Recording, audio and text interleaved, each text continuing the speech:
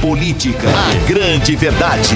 Política. Qual que é? O lance do tratoraço, tratolão, tratorosso, sei lá como é que chama isso aí. Eu vou passar a bola primeiro pro Renan Santos do MBL, que está gentilmente participando do programa hoje com a gente. Foi uma matéria, um furo do Estadão, né? O Estadão conseguiu documentos que mostram que o Bolsonaro criou um orçamento paralelo, um orçamento secreto aí de 3 bilhões de reais para turbinar emendas parlamentares de aliados.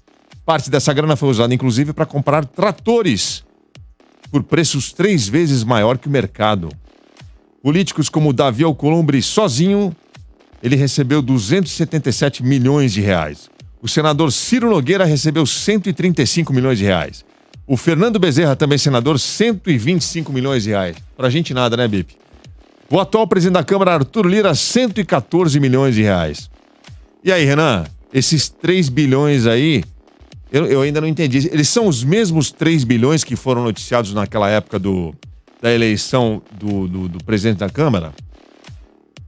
Olha, é muita coincidência se não for, né? Porque na prática o que a gente está tendo aqui, para todo mundo que está nos ouvindo e para entender em bom português, isto aqui é um esquema clássico que existe na relação entre executivo e legislativo no Brasil de compra de apoio parlamentar.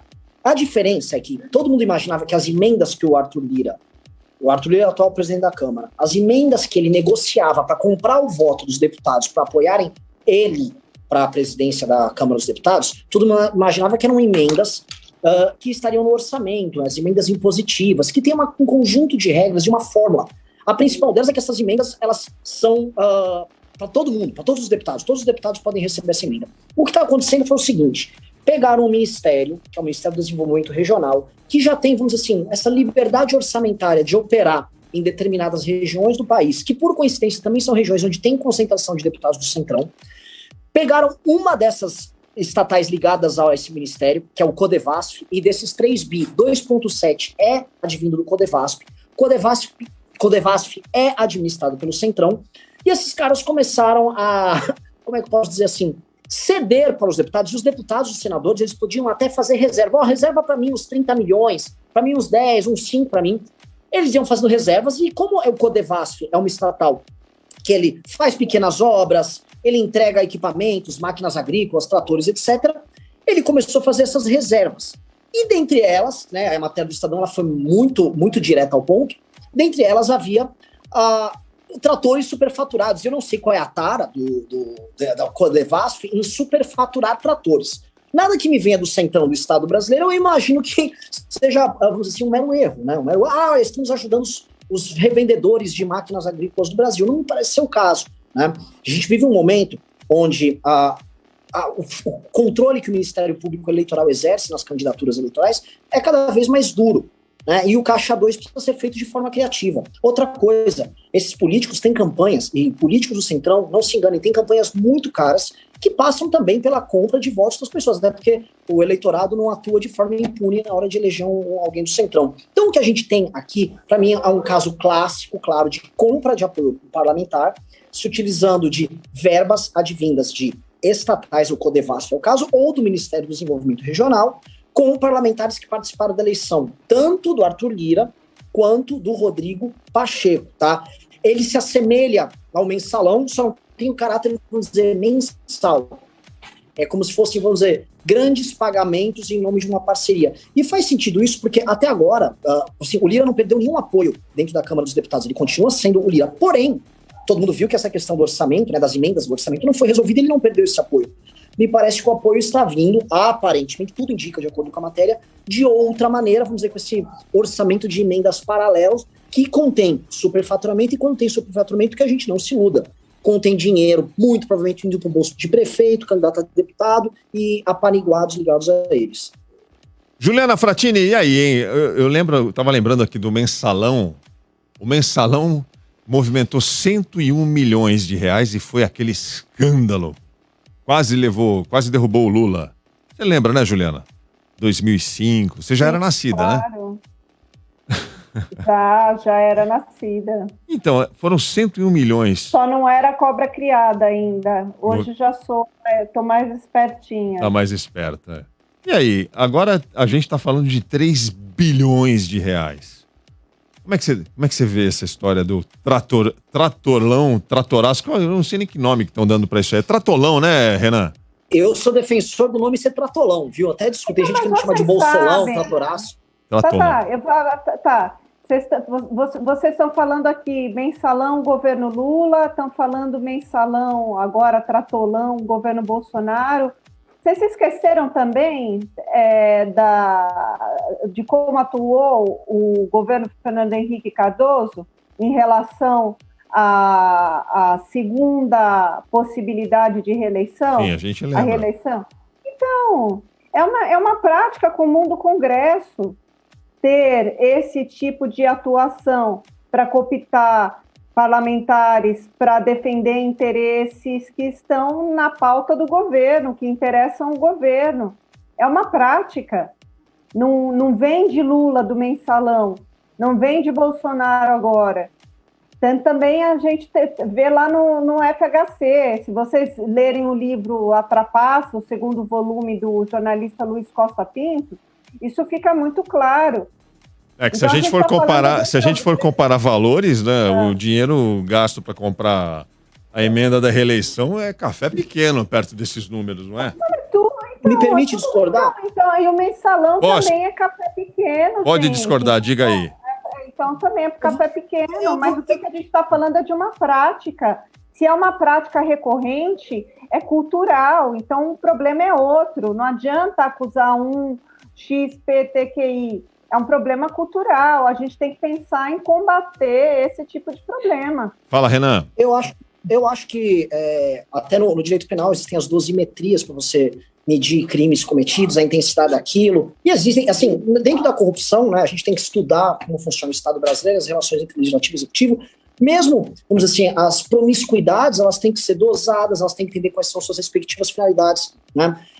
Não nego que possa ter havido a compra de uma parlamentar, de parlamentares, e eventualmente ali no processo aí da reeleição do Fernando Henrique Cardoso, como também houve o famoso caso dos anões do orçamento no começo dos anos 90. Esse tipo de prática existe muito nos municípios, existe nos estados, existe na União. O que houve, que eu torno o caso do mensalão, do petrolão, e aparentemente tudo indica, na minha opinião, do tratolão, hoje chame do que quiser, algo diferente, é uma compra sistemática de parlamentares para fazer uma maioria, que é subjugar um poder com relação ao outro. Aí você pode me colocar, Renan, mas se fez por um caso, é igual fazer para, por exemplo, um governo inteiro? Eu vejo que não. Acho que em casos específicos, estamos falando de Brasil, não estamos falando de casos ideais, não estamos na Suíça, né?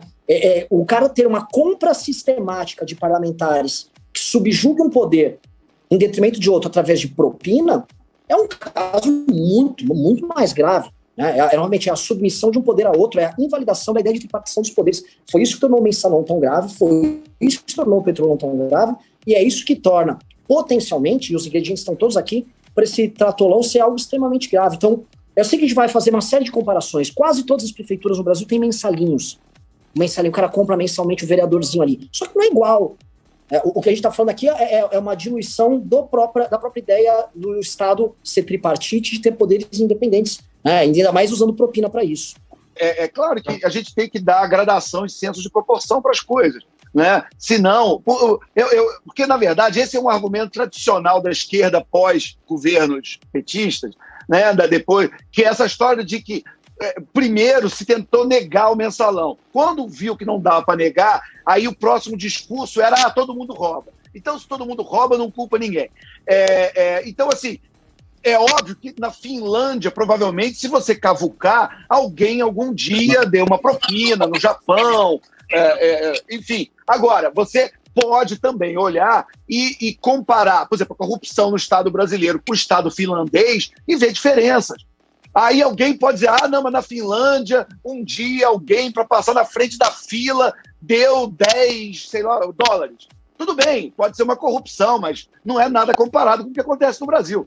Então, assim, é claro que no mundo ideal, no paraíso, nós não estamos no paraíso, mas no paraíso ninguém nunca vai roubar. Então, no mundo real, você dá senso de proporção às coisas. E é por isso que no Código Penal você tem, sim, penas diferentes para o cara que, por exemplo, é pego com 2 gramas de maconha e para o cara que é traficante de heroína. Isso vai dar, no judiciário, tem uma dosimetria, que foi a expressão que até que o Renan trouxe, tem uma dosimetria diferente. Então, assim, no caso do que está começando a aparecer, e eu acho que é importante que quem está ouvindo fique com isso claro, porque existe um discurso bolsonarista sistemático de que é um governo que não se corrompe, e todas as incompetências e todo o problema da gestão da pandemia, e tudo é jogado na conta de que, mas pelo menos nós não somos o PT, nós não somos mensaleiros, nós não estamos no petrolão e tal. E é essa conversa que eu acho que a opinião pública não pode cair, entendeu? A gente tem que investigar. É um governo que só tem 3 anos, o PT ficou 13 anos no poder. Para você montar um esquema do tamanho do mensalão ou do petrolão leva tempo. Então, eu acho que se faz também uma comparação entre 13 anos de PT e 3 de bolsonarismo, e aí pega o final do petismo e se compara com o início do bolsonarismo. Então, você pode até, de certa forma, argumentar que o bolsonarismo, se começar a aparecer tratolões aí um atrás do outro, ele está sendo até mais rápido, né? Está sendo até mais voraz em fazer esses esquemas, o que não seria uma surpresa para um governo onde o presidente é um deputado federal egresso do Centrão. É um sujeito que ficou 28 anos na Câmara em partidos pequenos, PP, PDC, enfim. E, obviamente, não é uma prática estranha aos olhos dele esse tipo de negociação, né? Eu até faço uma brincadeira também para fechar aqui, dizendo o seguinte, eu falo, cara, imagina o que foram 28 anos do Jair Bolsonaro na Câmara dos Deputados. Vocês acham que ele, na hora do almoço, ia almoçar com quem? Ulisses Guimarães? Ele ia almoçar com... Não, ele ia almoçar com o Valdemar da Costa Neto. Ele ia almoçar com o Ciro Nogueira. Severino ele ia almoçar Cavalcante. com esses caras. Esses caras que são os amigos dele.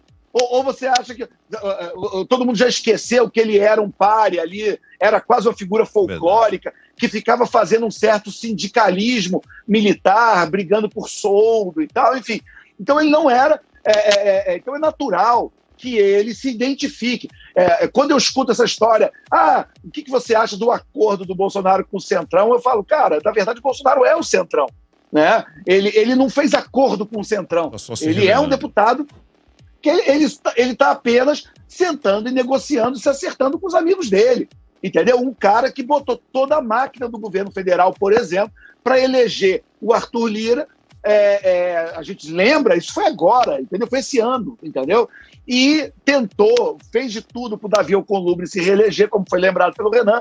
Era ilegal, aí emplacou o Pacheco, que também é da casa, que está sendo super bolsonarista, e você tem hoje um parlamento que já era muito, não vou dizer obediente ou subserviente, mas não era exatamente um parlamento oposicionista, mas agora um parlamento com Arthur Lira e com o Rodrigo Pacheco é um parlamento muito amigo do Poder Executivo. Eu queria comentar o seguinte, eu vi uma charge agora no final de semana, eu infelizmente não vou lembrar de quem é a charge, mas era o seguinte, o avião estava caindo e aí o comissário chegava e falava assim para a tripulação, ele falava assim, o avião está caindo, e aí tinha alguém que dizia assim, mas você só fala do avião que está caindo, por que você não fala dos outros que estão voando? Então eu acho muito complicado que na política brasileira a gente sempre volta, né?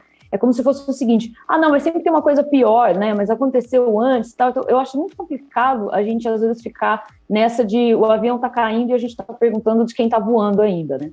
Mas, de qualquer forma, eu acho que é importante lembrar que essa questão do tratoraço, o que está em jogo aí, muito provavelmente, é a questão dos pedidos de impeachment, né, que são inúmeros, né, então eu acho que para além se fosse um caso de corrupção em qualquer circunstância, isso é sempre grave, mas o fato é que é bem possível que esses acordos, né, eles estão relacionados com para não acatar pedidos, né, pedidos de processo de impeachment contra Jair Bolsonaro e também investigar, né, como o caso está acontecendo agora da CPI da pandemia, ações e omissões do governo federal na pandemia, né, não ter feito compra de vacinas, tem incentivado a imunidade de rebanho. E, aliado a isso, a última coisa que eu ia dizer é para a gente também lembrar que, desde 2019, a gente tem sucessivas ações para enfraquecer o combate à corrupção no Brasil, né? Então, COAF, por exemplo, agora teve o orçamento de um dos sistemas que investigava a corrupção, foi cortado, ele foi reduzido e depois foi cortado, intervenção direta na Polícia Federal. Então, ou seja, a gente tem uma situação que também do enfraquecimento das instituições que lidam com a corrupção, né? Então, como se a corrupção fosse acabar porque a gente não vai investigar, né? Mas eu acho que a questão do impeachment me parece ser o mais grave. A grande verdade.